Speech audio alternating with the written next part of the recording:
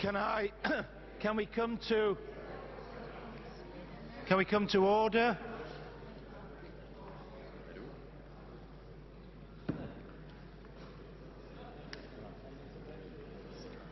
And there are a few more seats on the front table if you want to come forward. Please do. We've a few people who've gone home for early or only flights.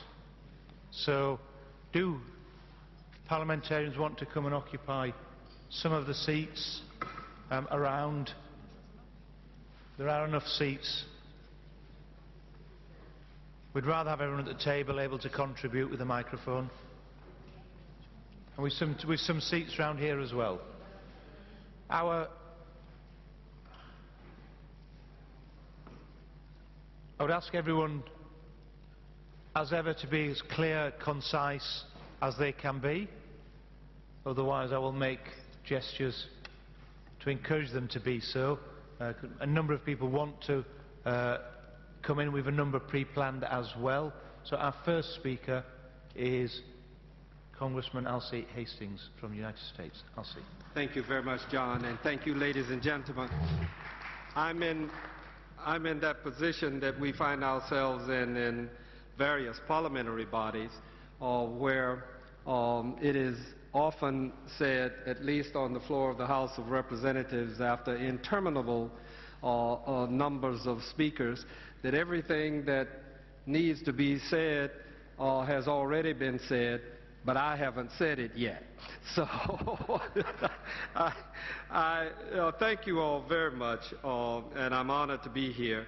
And as I look at this audience and others that I've seen in the last 2 days that are filled with many of the world's leaders in the global war against anti-Semitism, I'm struck by the sad fact that we are here because even after all this time, our work is not done. Don't get me wrong, we've made some headway. And I indicated earlier, and OSCE parliamentarians such as Gert Weiskirchen and Jerry Grafstein and Chris Smith have led efforts to unanimously adopt the first OSCE resolution on anti-Semitism in 2002, which initiated OSCE programs to track and fight anti-Semitic crimes, provide education on anti-Semitism and Holocaust remembrance, and the creation of a personal representative to combat anti-Semitism, now held by my good friend and newly appointed Rabbi Andrew Baker. The OSCE has held every conference known to man on combating anti-Semitism, including the pivotal Berlin Conference in 2004, where over 600 officials from 55 nations pledged to take concrete action to do more. Now, 5 years after that conference and close to a decade after our efforts began, where do we stand?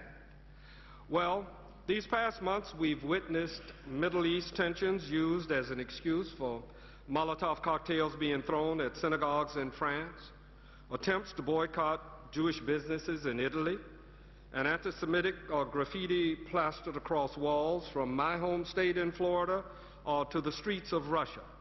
We've witnessed the rise of anti-Semitism in virulent form in Venezuela and Argentina and Brazil. Representatives from Fidesz political party in Hungary are marching with the Nazi uniform-clad extremist organization of the Hungarian Guard. David Rath, a regional governor in the Czech Republic, is fondly recalling how Hitler solved the economic crisis of his day through arms manufacturing. And the Slovak justice minister is using the floor of his parliament to lambast opposition members with anti-Semitic rantings.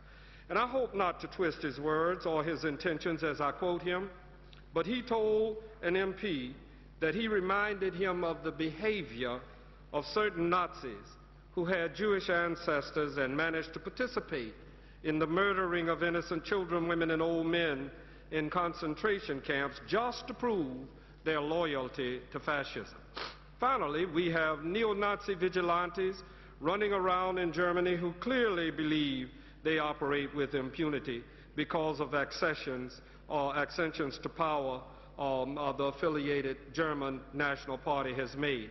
And a footnote right here, lest we think anti-Semitism is rife in Europe, you should only know that even as I was president of the Parliamentary Assembly of the OSCE, I was called a nigger in Denmark, I was called a nigger in Frankfurt at the airport, and more times than not, I have chosen to not go outside